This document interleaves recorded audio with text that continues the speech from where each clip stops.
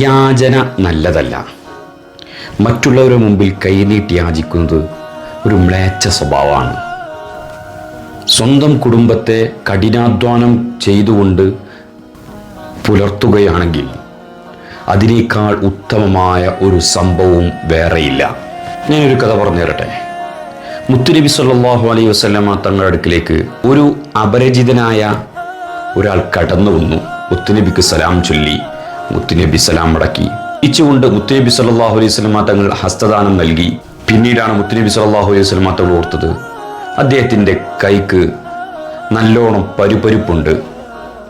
അപ്പോൾ മുത്തുനബി സല്ലല്ലാഹു അലൈഹി വസല്ലമ തങ്ങൾ അദ്ദേഹത്തോട് ചോദിച്ചു, നിങ്ങളെ കൈ എന്താണ് ഇങ്ങനെ? അപ്പോൾ അദ്ദേഹം ചിരിച്ചുകൊണ്ട് മുത്തുനബിയോട് പറഞ്ഞു, ഓ തിരുദൂതരെ, ഞാൻ വലിയൊരു കുടുംബത്തെ പോറ്റുന്നയാളാണ്. എൻ്റെ ജോലി കൂലിപ്പണിയാണ്. കമ്പിപ്പാര പിടിച്ചും കല്ല് പൊട്ടിച്ചുമാണ് ഞാൻ ജീവിതം തള്ളി നീക്കുന്നത്. അപ്പോൾ മുത്തുനബി സല്ലല്ലാഹു അലൈഹി വസല്ലമ തങ്ങൾ വളരെ സന്തോഷമായി. കഠിനാധ്വാനം ചെയ്തുകൊണ്ട് സ്വന്തം കുടുംബത്തെ പോറ്റുന്ന അദ്ദേഹത്തെ മറ്റുള്ളവരുടെ മുമ്പിൽ കൈനീട്ടി യാചിക്കാതെ കുടുംബം പുലർത്തുന്ന അദ്ദേഹത്തെ മുത്തുനബി സല്ലല്ലാഹു അലൈഹി വസല്ലമ തങ്ങൾ വാരിപ്പുണർന്നു, കെട്ടിപ്പിടിച്ച് ചുംബനം നൽകി. ആ കൈകൾ വീണ്ടും പിടിച്ച് മുത്തുനബി സല്ലല്ലാഹു അലൈഹി വസല്ലമ തങ്ങൾ ആ കൈക്ക് ചുംബനം നൽകി.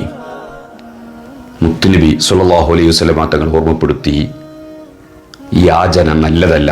സ്വന്തം കുടുംബത്തെ കഠിനാധ്വാനം ചെയ്തുകൊണ്ടെങ്കിലും കുടുംബം പുലർത്തണമെന്ന്.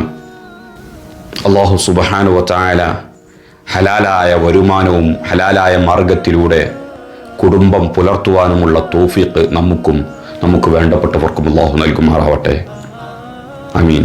ഇൻഷാ അല്ലാഹ് വീണ്ടും കാണാം. അതുവരെ അസ്സലാമു അലൈക്കും വറഹ്മത്തുള്ളാഹി.